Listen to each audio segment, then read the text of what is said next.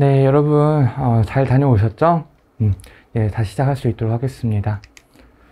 1번 볼게요. 다음 중 토론의 진행에 대한 설명으로 적절하지 않은 것은 나와 있죠. 이거 좀 쉽게 출제가 된 거예요. 토론 쟁점에 대한 정확한 주장과 근거를 제시해야 될 거고, 사회자는 중립을 지키며 담화를 진행해야 되겠죠. 3번 건설적인 대안을 제시하기 위해서 노력해야 될 거고, 자신의 주장만이 옳다고 주장해서는 안 되겠죠. 상대방의 의견에도 어느 정도 일리가 있는 부분에 대해서는 일리가 있다라고 얘기를 해주는 게 토론의 예절입니다. 정답은 4번 골라주시는 게 맞겠죠. 2번 협상에 임하는 태도로 적절하지 않은 것은 상대방의 처지와 입장을 고려해야 되겠죠. 2번 상대방을 존중할 필요는 없다. 상대방을 존중하면서 협상에 임해야 되겠죠. 정답 2번이고요. 쟁점 발생의 원인을 분석한다. 맞겠죠.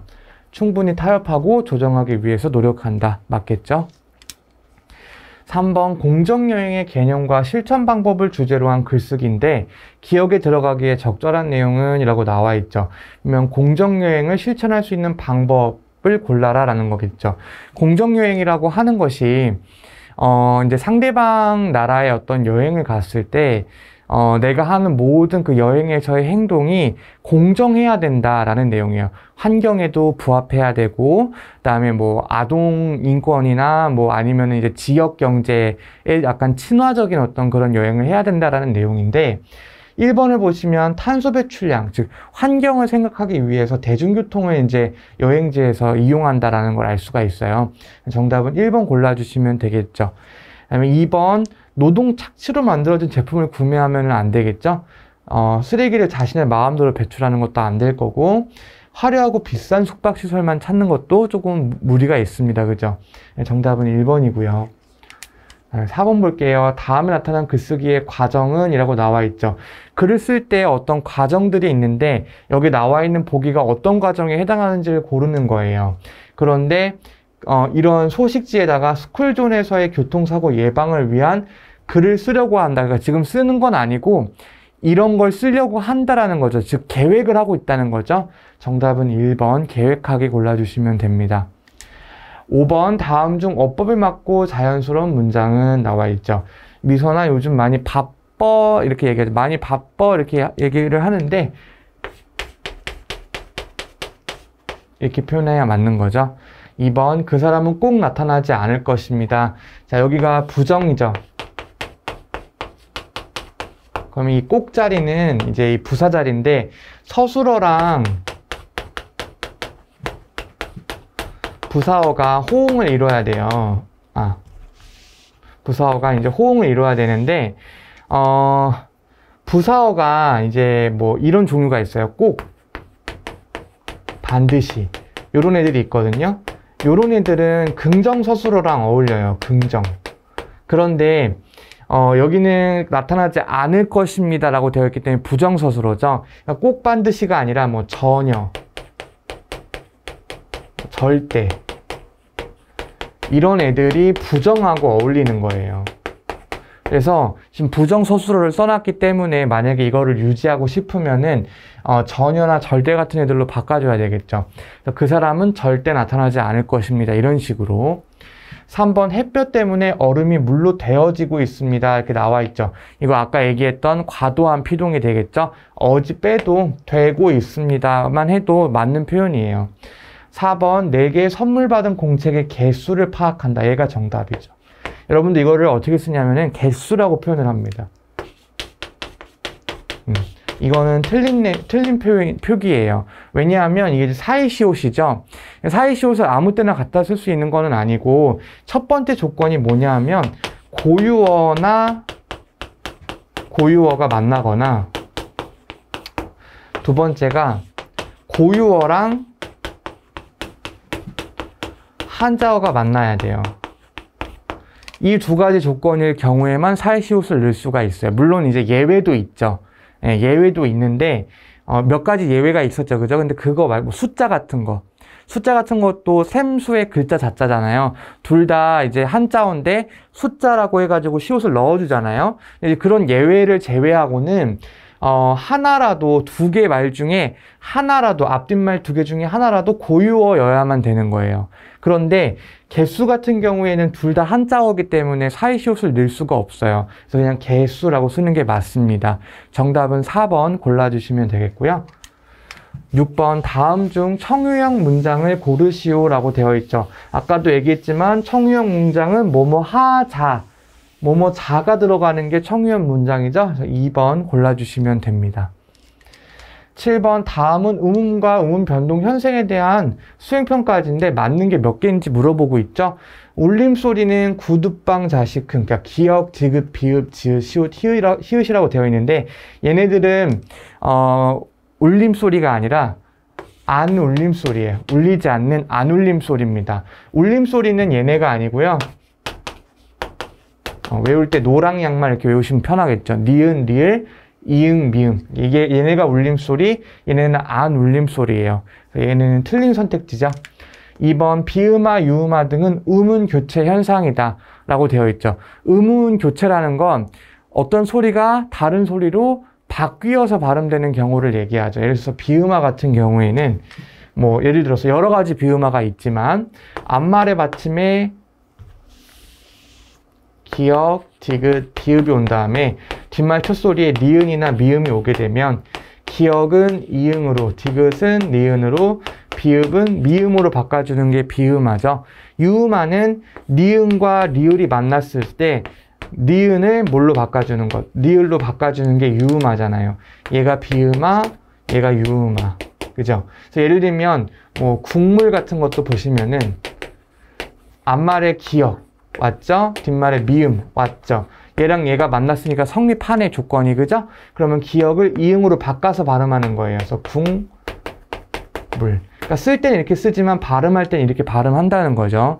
그래서 이거를 이제 기역이 이응으로 교체됐기 때문에 음운 교체라고 해요. 뭐 예를 들면 얘도 뭐 신라 같은 애들, 니은이 리을을 만났잖아요. 니은이 리을을 만났으니까 그때는 니은을 리을로 바꿔서 발음하죠. 그래서 어떻게 발음해요? 발음할 때는 신라라고 발음하죠. 쓸 때는 이게 이렇게 쓰지만 발음할 때는 이렇게 발음한다는 거죠. 그래서 니은이 리을로 교체가 됐잖아요. 그죠? 그래서 비음화, 유음화는 음운 교체가 맞죠. 이게 맞는 거고.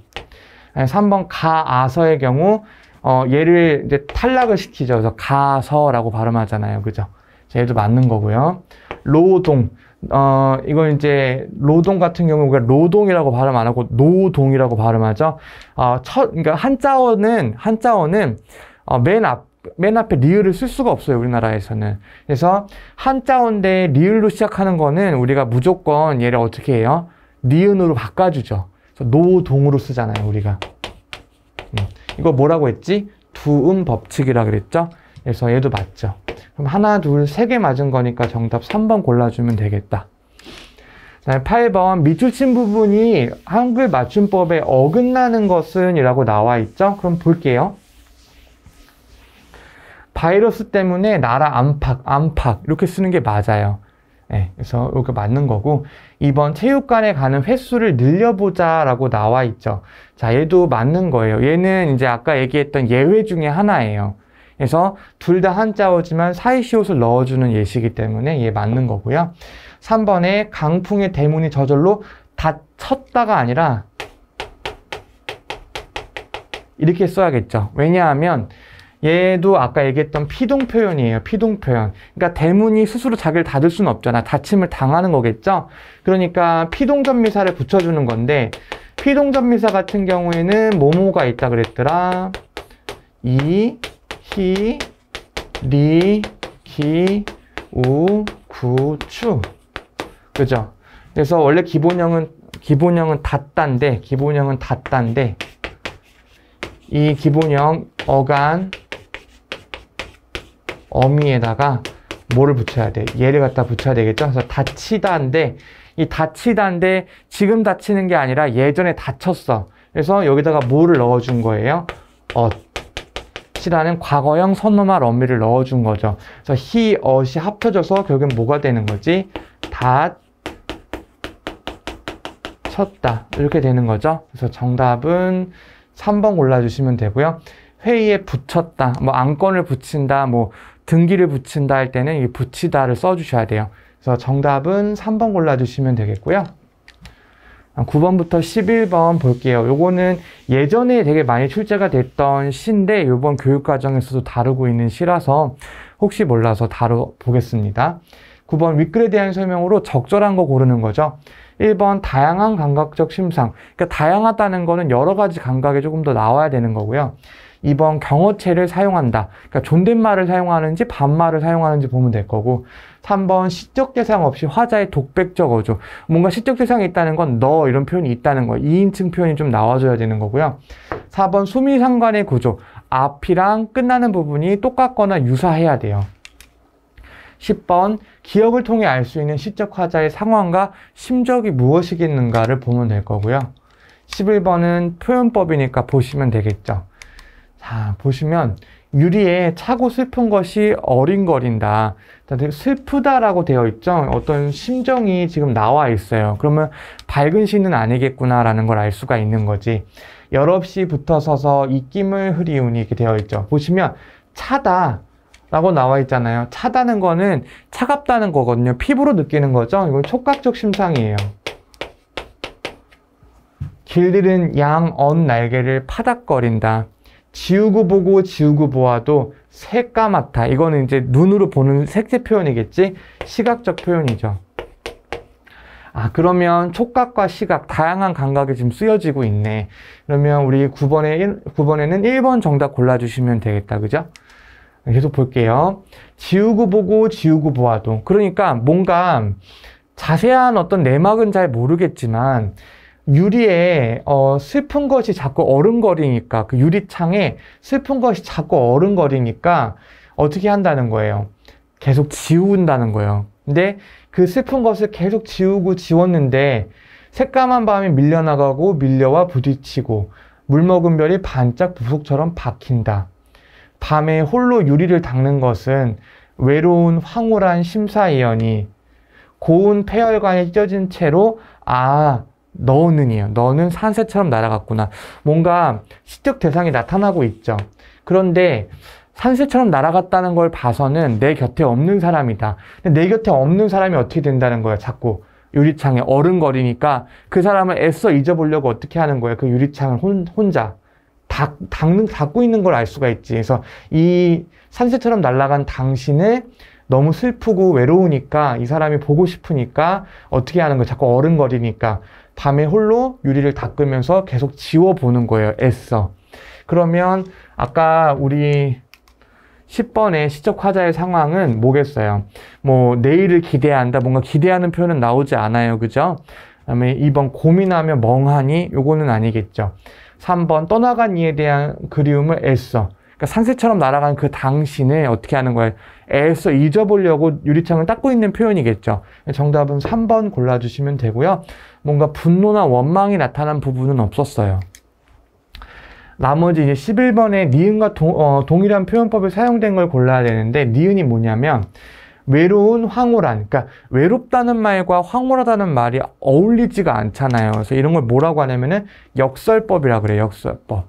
그러면 역설법이 쓰여져 있는 부분을 보면 되겠죠. 그런데 이제 나머지 부분은 그런 부분이 없는데, 여기 4번을 보시면 한용운의 님의 침묵이라는 시거든요. 그런데 님은 갔지만은 나는 님을 보내지 아니하였습니다 라는 부분이 나와요. 그러니까 갔는데 어떻게 안 보낼 수가 있어. 그죠? 그러니까 이거는 역설적인 거죠. 정답은 4번 골라주시면 되겠죠.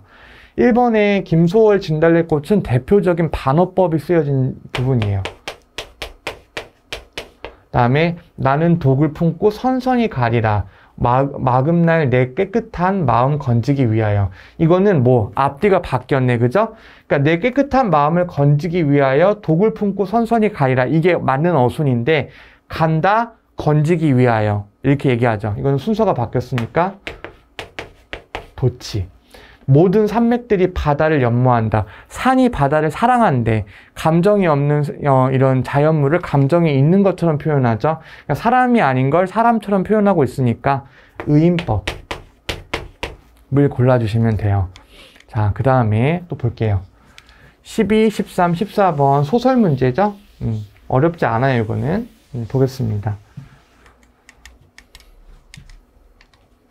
12번 윗글의 내용과 일치하지 않는 것은 내용 문제니까 핵심 부분 밑줄 치고 갈게요. 민 씨는 전부터 황만근과 잘 아는 사이, 잘 아는 사이 밑줄 쳐야겠다. 그 다음에 2번 황만근은 동네에서 경운기를 가장 오래 운전했다. 가장 오래 밑줄. 황만근은 제 나이보다 더 들어 보인다. 더 들어 보인다. 밑줄 쳐야 되겠죠. 그 다음에 4번 은행에서는 황만근에게 대출 권유를 하지 않았다. 대출 권유하지 않았다. 밑줄. 그 다음에 13번 밑줄 친 부분과 가장 관련 있는 거, 그러니까 이거는 이제 소설을 이해할 때 배경 지식으로 좀 사용하면 좋겠다. 그죠? 그럼 볼게요. 성석재의 황만근은 이렇게 말했다는 2000년 발표된 단편 소설로 당시 다양한 유형의 빚의 축적으로 어려워진 농촌의 암울한 현실과 그로 인해 메말라가는 농촌 마을의 인심을 이렇게 나와 있죠. 그러니까 인정에 메말라가는 부분이 있는지를 보면 되는 거예요. 그 다음에 14번 볼게요. 윗글의 문맥으로 보아 가가 어떤 의미를 갖고 있겠는가라는 부분이죠. 앞뒤를 보면 될 거고. 그러면 이제 볼게요. 이제 12번 푸는데 좀 집중을 하고 나머지 13, 14는 그 부분이 나오면 좀 잘 보면 되겠다. 그죠? 앞부분의 줄거리 볼게요. 어느 날 이장은 농가부채 해결을 위한 전국 농민 총궐기 대회가 열린다며 마을 농사꾼들을 모두 불러 모아 잔치를 열었고 다음날 모두 경운기를 끌고 군청 앞까지 행진하며 농민들의 뜻을 보여주기로 한다. 이렇게 되어 있죠. 황만근에 대해서는 부지런한 술주정뱅이 이상으로는 아는 게 없었던 민 씨는 이라고 나와요. 자, 그러면 민 씨가 황만근에 대해서는 잘 아는 바가 없는 거야. 그냥 잘 아는 사이가 아닌 거겠죠. 그런데 우리 아까 읽었던 부분 중에 이 부분이 있어요. 민 씨가 전부터 황만근과 잘 아는 사이였다. 잘 모른다고 나와 있잖아. 그러면은 일치하지 않으니까 정답 1번 골라주시면 되겠다. 그죠? 자, 그럼 다 골랐으니까 이제 2번, 3번, 4번은 이제 찾으면서 천천히 13번, 14번 문제를 보면 될 거예요. 그죠? 자, 보겠습니다. 그래서 아까 이제 13번 문제는 농촌의 메말라가는 인정 부분을 보면 되는 거니까 그렇게 해석이 될 수 있는 부분이 있는지를 보면 되는 거예요. 볼게요. 그러다가 그에게 알맞을 것 같은 물음을 찾아냈다. 군청까지는 얼마나 걸릴까요? 경운기로 가면 말입니다. 한나절은 걸릴 기라. 경운기 운전을 잘 하신다면서요? 동네에서는 내가 제일 오래 했으니께 김운기도 많이 늙었어. 고집이 씨가 있고 나 아이만 발동도 안 걸리. 내가 제 똥창까지 환하게 앉게 말을 듣는 기라. 내일 걸기대회 가십니까? 내 사모 어머니 밥도 끓이드려야 되고 모르겠소. 구장은 나 같은 상농사꾼이 꼭 가야 된다 하는데 어머니 연세가 얼마나 되시죠? 올해가 환갑인데 그제야 민씨는 그를 다시 보았다. 도시의 60대는 되어 보이는 주름진 얼굴. 그러니까 이제 결국에는 이 사람이 좀 60대는 되어 보인다라는 거잖아. 그러니까 무슨 얘기예요? 나이가 좀 들어 보인다는 거겠지. 좀 노안이다라는 거겠죠? 그래서 아까 그런 표현이 있었잖아. 그죠? 싱글벙글하는 표정, 멋대로 뻗친 흰머리, 거칠고 큰 손, 굽은 어깨를 민씨는 갑자기 재미있어졌다. 서로 도와가면서 농사짓던 건 옛날 말이다. 한 집에서 기계를 놀리면서도 안 빌려주면 옆집에서는 화가 나서라도 산다. 자, 이거 봐요. 같이 도와가면서 이제 농사짓던 거는 다 옛날 말이라는 거죠. 그러니까 인정에 메말라 간다라고 해석을 할 수가 있는 부분이겠지. 그러면 니은 부분이니까 여기 13번 메말라 가는 농촌 마을의 인심은 2번을 골라주시면 되겠다. 그죠? 그러면 12번도 풀었다. 13번도 풀었다. 이 14번 가의 의미만 보면 되겠죠. 그죠? 그러면 계속 읽어볼게요. 그래서 기계에 들어가는 기름은 면세유다. 면세유 가지고 기계를 다 돌리기는 힘들다. 옆집에는 경운기가 2대인데 면세유는 한 대분 밖에 나오지 않는다. 경운기가 왜 2대씩 필요할까? 한 사람이 한꺼번에 2대를 모는 것도 아닌데. 그런 기 다 쌀값에 얹혀진다. 얹혀져야 하는데 사실로는 수매아마 먹고 살기 간당간당한 돈을 준다. 그 대신에 빚을 준다. 자금을 대준다 하는데 둘 다 안 했으면 좋겠다. 둘 다 농사꾼을 바보 멍텅구리로 만든다. 지 입에 들어갈 양석, 곡석을 짓는 사람이 그 고마운 곡석, 양석한테 장난치겠나.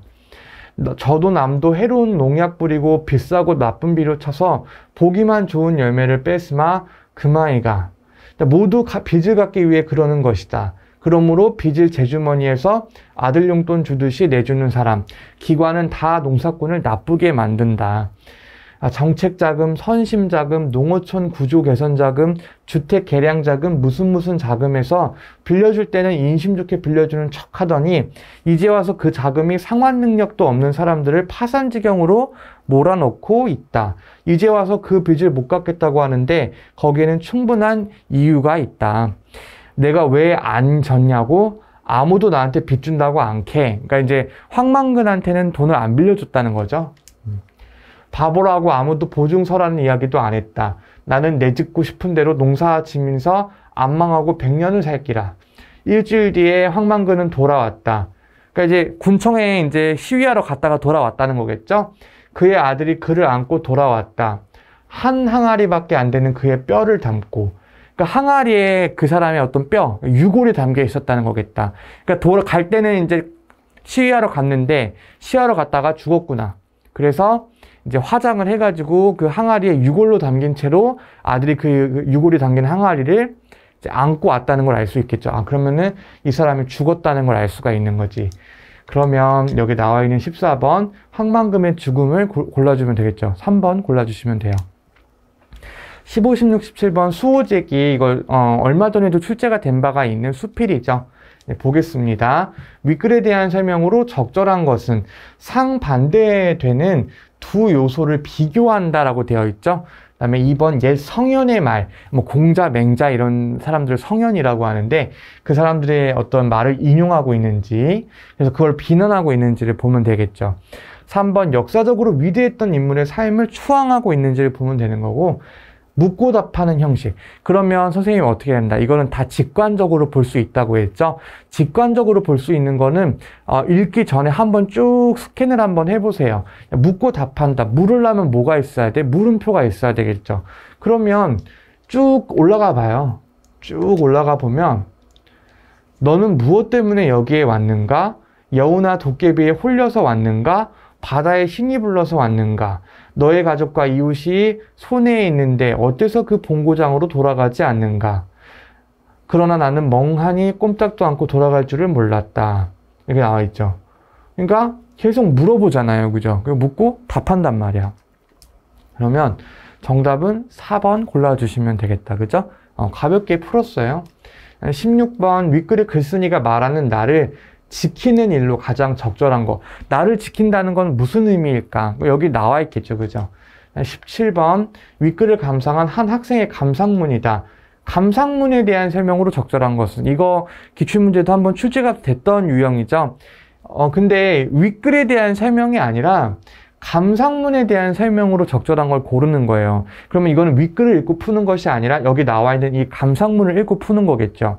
감상문을 읽어보면 수호지기를 읽고 나를 지키는 것이 얼마나 어려운 일이고 글쓴이의 마음이 이해가 돼. 왜냐하면 나도 예전에 주변 사람들의 시선을 너무 의식한 나머지 내가 아닌 나로 살았던 적이 많았거든. 이렇게 나와 있죠. 그러니까 이거는 결국에는 나의 어떤 뭘 얘기해 주는 거예요. 경험이죠. 나도 이런 경험이 있어. 그래서 이 글쓴이의 마음이 잘 이해가 된다라는 거예요. 그러니까 그 독자가 글을 읽는 사람이 자신의 경험을 바탕으로 글 쓴 사람의 마음을 이해하고 있는 표현이잖아. 그럼 이 경험이라는 게 키워드로 이제 주어지는 선택지를 골라야 되니까 정답은 1번 골라주시면 되겠다. 그죠? 1번 골라주시면 되고요. 그러면 우리가 17번도 풀었고 15번도 풀었으니까 16번 나를 지키는 일이 무엇인지 그 의미만 파악하면 되겠다. 그죠? 그럼 보겠습니다. 수호제, 나를 지키는 집은 큰형님이 자신의 서재에 붙인 이름이다. 나는 처음 그 이름을 보고 의아하게 여기며 나와 단단히 맺어져 서로 떠날 수 없기로는 나보다 더한 게 없다. 비록 지키지 않는다 한들 나가 어디로 갈 것인가. 이상한 이름이다 라고 생각했대요. 장기로 기양 온 이후 나는 홀로 지내며 생각이 깊어졌는데 어느 날 갑자기 이러한 의문점에 대해 환히 깨달을 수 있었다. 나는 벌떡 일어나 다음과 같이 말했다. 나는 나를 허투루 간수했다가 나를 잃은 사람이다.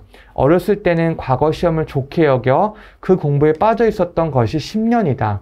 마침내 조정의 벼슬아치가 되어 사무관대의 비단도포를 입고 백주도를 미친 듯이 바쁘게 돌아다니며 12년을 보냈다. 공직 생활을 12년 했다는 거네.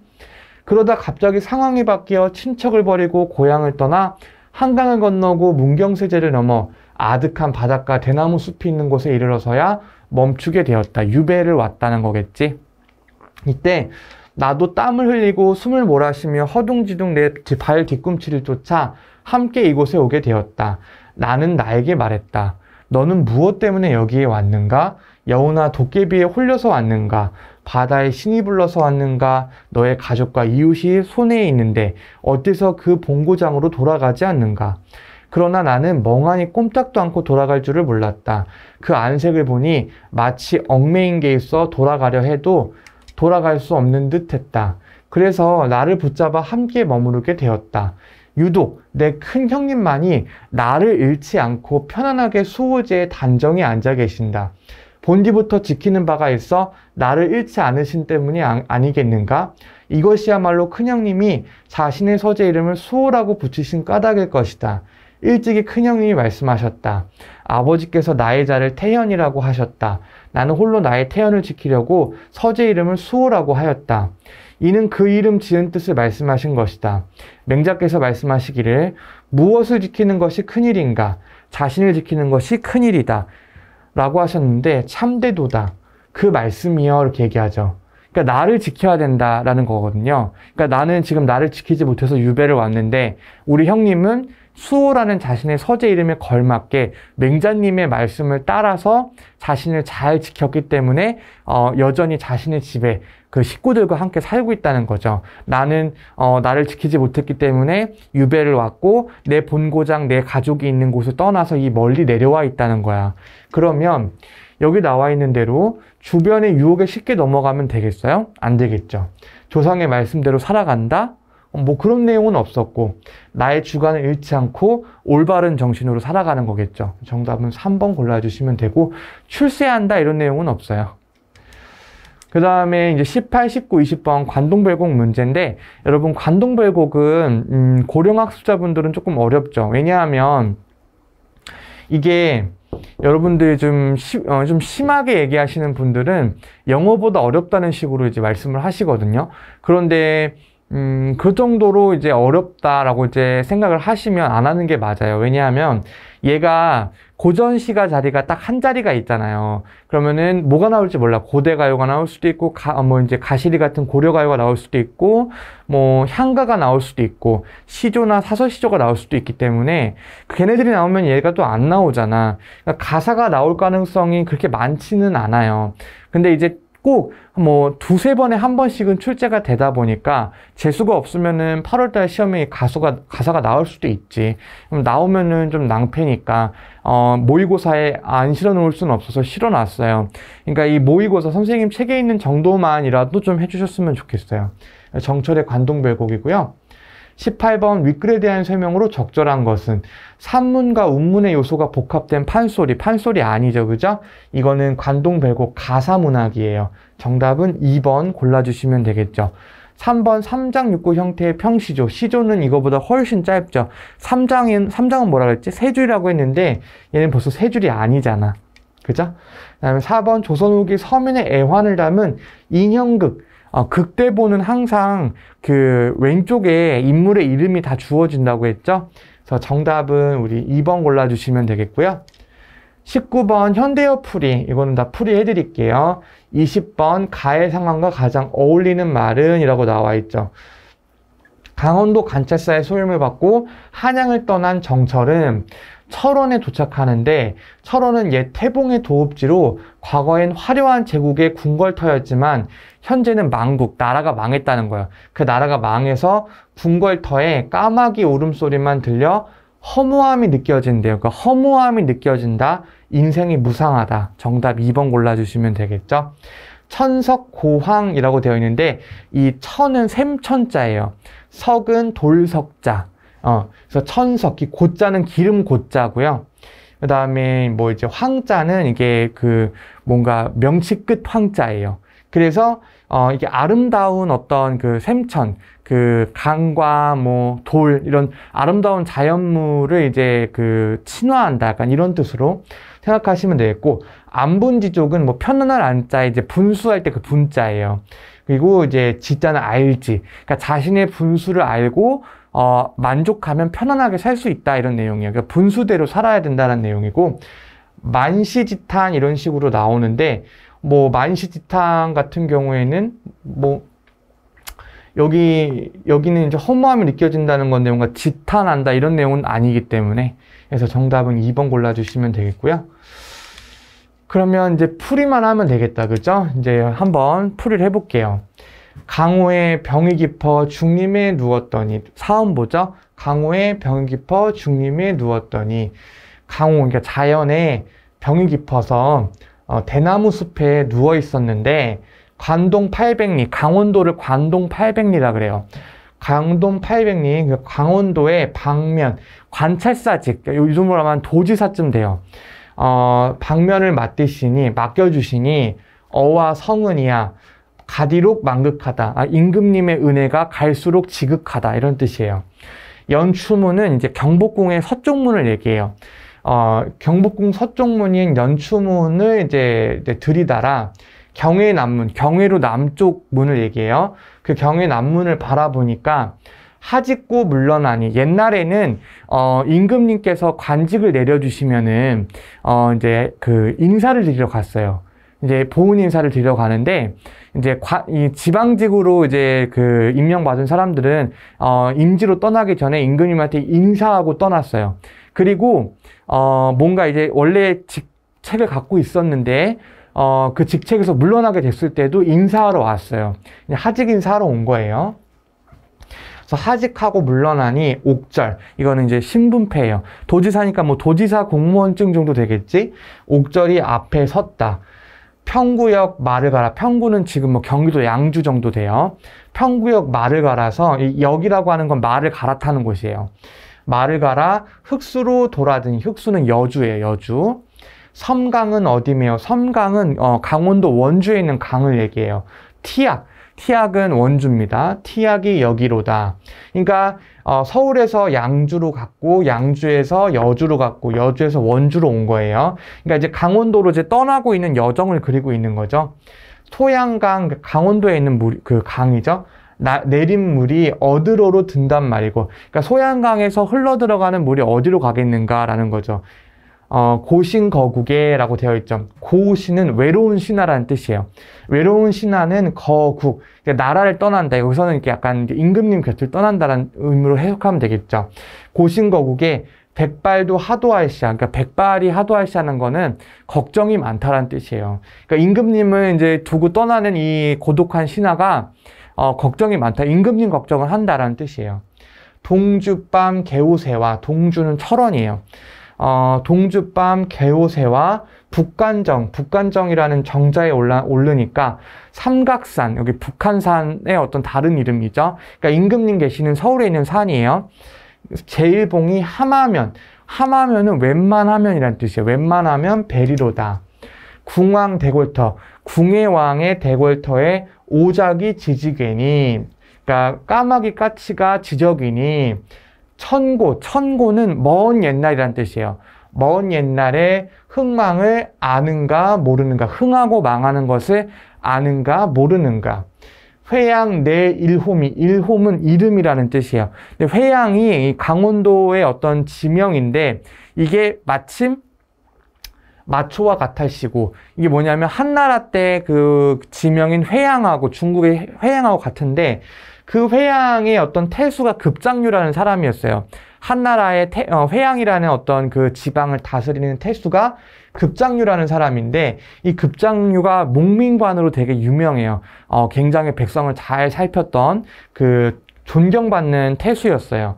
그래서 마침 이 강원도 회양과 한나라 때 그 급장류가 다스렸던 회양의 이름이 같아서 풍채를 고쳐 안 입을 게이고. 그러니까 내가 이렇게 급정유처럼 선정을 베풀겠다, 백성들한테. 강원도 백성들한테 선정을 베풀겠다, 이런 내용이에요. 그래서 관찰서로서의 어떤 부임하면서 포부를 밝히고 있는 그런 부분까지 나타나고 있다, 이렇게 보시면 되겠죠. 궁왕, 궁의 왕을 얘기하는 거예요. 여러분들 아시죠? 근데 어린 분들은 잘 모를 수 있어요. 우리 태조왕건이라고 2000년 초반에 나왔던 KBS 그 대하 드라마가 있거든요. 그거 선생님 어릴 때는 그거 되게 많이 봤는데 여러분 그거 아실라나 모르겠네. 근데 가끔 보면은 TV에 저기 케이블 채널에 가끔씩 틀어줘요. 한번 봐보세요. 되게 재밌어요. 옛날 건데 가끔 봐도 재밌거든요.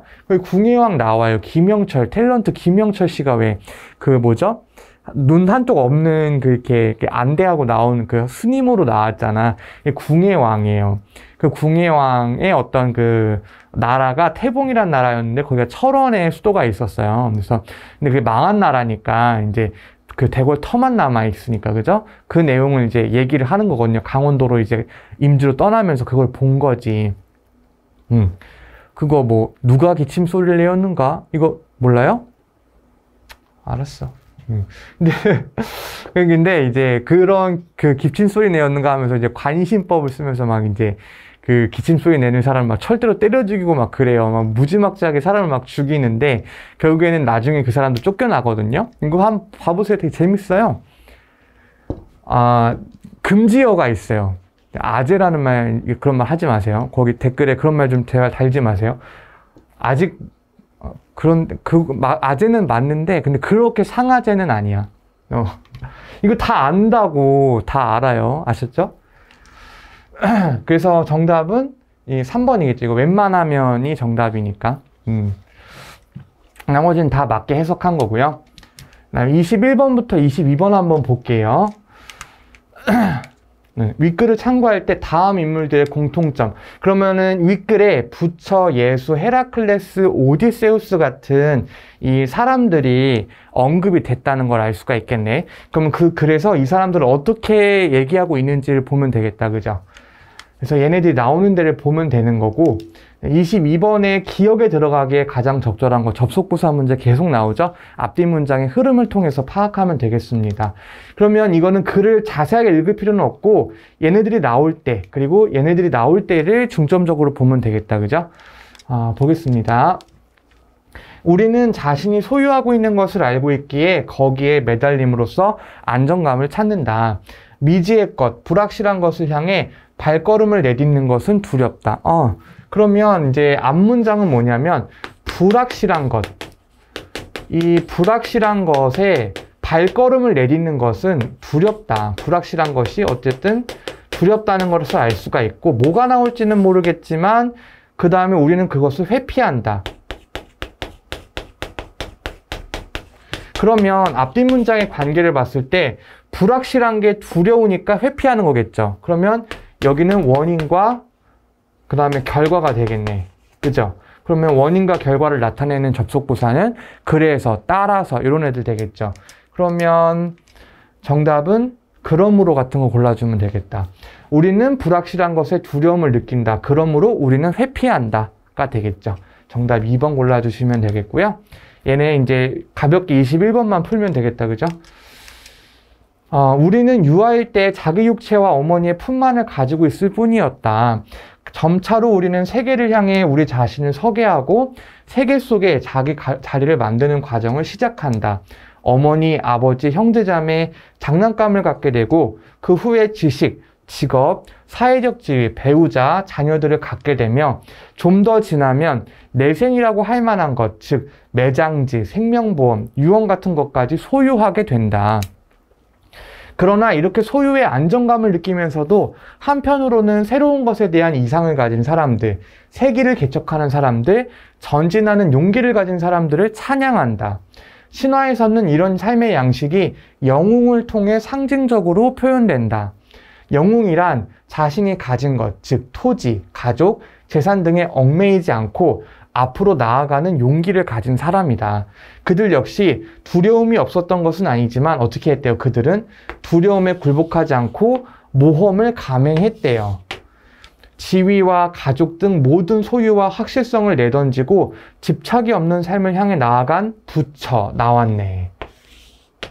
아무것도 소유하지 않았기에 세상의 눈으로 보면 볼품없는 존재였지만 인류에 대한 완전한 사랑을 실천한 예수가 그러했다.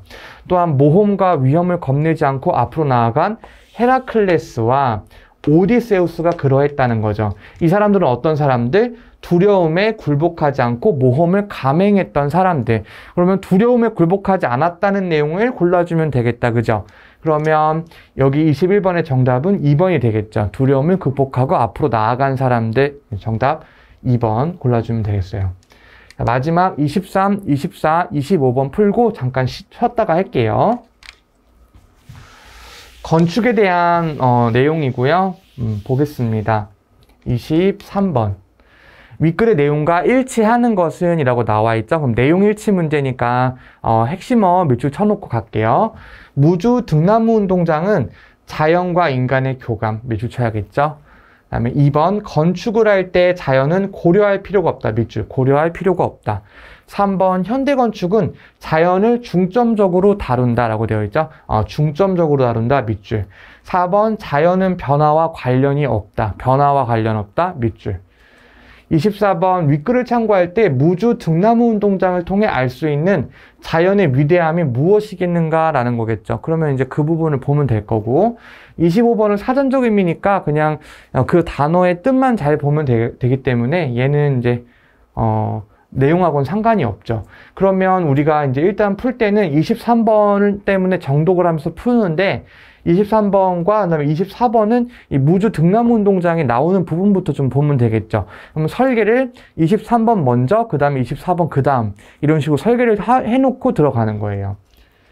그러면 이제 읽어볼게요. 일반적으로 건축은 공간을 만드는 일이라고 알려져 있지만 궁극적으로 시간을 다루는 일이라는 것도 다시 한번 생각하게 하는 중요한 작업이라 할 수 있다. 그러면 모더니즘 건축에서 우리가 놓쳤다고 하는 자연은 과연 무엇을 뜻하는가? 그 시작에서부터 건축은 자연과 필연적 관계를 맺고 있다. 즉, 건축이라고 하는 것은 누가 하는 거야? 인간이 하는 거죠. 인간. 우리가 만드는 거니까. 그죠? 인간이 하는 건데, 그 건축을 할 때 자연과 필연적 관계가 있대요. 즉, 자연과 관계가 있다는 거죠. 그러면 이 인간과 자연이 어떤 필연적 관계를 맺고 있다는 거야. 그지? 그래서 건축을 할 때 자연을 잘 고려를 해야 된다는 내용이겠죠. 그래서 그 시작에서부터 건축은 자연과 필연적 관계를 맺고 있음에도 현대건축은 자연을 본격적으로 대접하지 않고 조경이라고 하는 부수적인 측면에서 인공적으로 다루려고 했어요. 즉 모더니즘 건축에서는 건축이 마치 자연 위에 군림하는 듯 했다. 우리가 건축에서 자연에 관해 다시 생각해야 하는 것은 모든 건축이 그러니까 이렇게 자연 위에 건축이 군림하는 것을 다시 생각해야 된다는 거죠. 즉 건축이 자연 위에 군림하는 게 아니라는 거야. 설사 도심에 건설된다고 하더라도 자연이라는 큰 환경에서 어떻게 할 수 없다. 벗어날 수 없다. 그리고 자연은 시시각각 변화하는 시간을 온전히 표현하는 여러 가지 능력을 지니고 있다. 자연은 그 자체가 변화이자 축적이며 지속이고 자라나는 것이다. 이렇게 나와 있죠. 즉 어떻게 된다는 거야? 자연은 시시각각 변화한다는 걸 알 수가 있고 그리고 우리는 자연을 어떻게 했어? 원래는 대접하지 않았다는 거지. 그런데 이거는 그렇게 하면 안 되고 다시 생각해야 돼 라는 거예요. 그러면 봐요. 이번에 건축을 할 때 자연은 고려할 필요가 없다? 아니야. 자연과 건축은 어때? 필연적인 관계를 맺고 있다는 거잖아. 그러면 당연히 고려를 해야 되겠다라는 거죠. 현대 건축은 자연을 중점적으로 다루지 않고 조경과 같은 부수적인 걸로 다룬다고 했잖아요. 그죠? 그다음에 4번 자연은 변화 그 자체라고 나와 있었어. 그죠? 자연은 변화 한다라고 나와 있잖아. 그러면 얘도 아니야. 2번, 3번, 4번 다 지웠으니까 정답은 1번이겠다. 그죠? 자, 그래서 한 번 더 이제 우리가 보면은 그래서 이렇게 다소 추상적인 이야기를 섬세하게 이해한다는 건 구체적으로 이해하려면 무주의 등나무 운동장에 가보면 된다. 그러니까 이 무주 등나무 운동장이 뭐라는 거야? 우리가 자연 위에 군림하는 것이 아니라, 그죠? 자연과 인간의 건축물이 서로 어떻게 하는 거, 관계를 맺는 그 어떤 모범적인 사례가 무주 등나무 운동장이라는 거죠. 거기에서는 자연과 식물만이 할 수 있는 놀라운 일을 볼 수 있다. 그것은 바로 운동장을 감싸는 등나무들이고 그들이 만들어내는 그림자 그늘이다. 공설운동장 관중석을 뒤덮은 등나무 그늘은 그 자리에 앉은 많은 이에게, 그 많은 사람들에게 따가운 볕을 가려주는 것은 물론 봄에는 보라색 등꽃을 피워 이 세상 어느 곳에서도 체험할 수 없는 빛과 향기를 선사한다. 등나무 그림자와 그늘, 파란 하늘과 초록빛 잔디가 어우러진 풍경은 우리에게 자연의 위대함을 차분히 알려준다. 그러니까 이 위대함은 어디서 나오는 거예요? 이 풍경에서 나오는 거라는 얘기죠. 어떤 풍경? 어우러진 풍경, 조화로운 풍경이라는 거겠지. 그러면 왜 위대하대요? 그죠? 전축에 자연이 어우러져서 아름다운 풍경을 만들기 때문에 라고 적혀져 있잖아. 그죠? 어우러져 풍경을 만들어 주니까. 정답은 2번 골라주시면 되겠죠. 사전적 의미로 이제 적절하지 않은 거, 요거는 이제 단어의 의미만 보면 되기 때문에 이제 볼게요.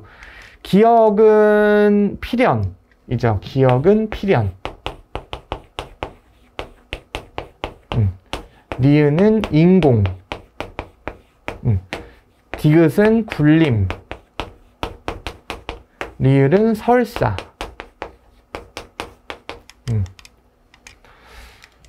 볼게요. 필연. 일의 결과가 반드시 그렇게 될 수밖에 없다. 이거 반대말은 우연이에요. 우연. 그래서 그렇게 될 수밖에 없는 거 맞죠? 인공. 자연에 의해서 자연스럽게 만들어지는 게 아니라 인공 눈물 아시죠? 그죠? 자연 눈물이 아니라 사람이 만든 거잖아. 정답은 2번이죠. 네, 굴림. 절대적인 세력으로 남을 압도하는 거. 그러니까 그 다스리는 걸 굴림한다고 하잖아. 그다음에 설사. 가정에서 설령. 그죠? 그래서 얘네들은 다 이제 풀이를 했고요. 이것도 풀었어요. 조금 쉬었다가 마지막 회차 문제 풀고 이제 우리 오늘 시간 마치겠습니다. 잠깐 화장실 다녀오세요.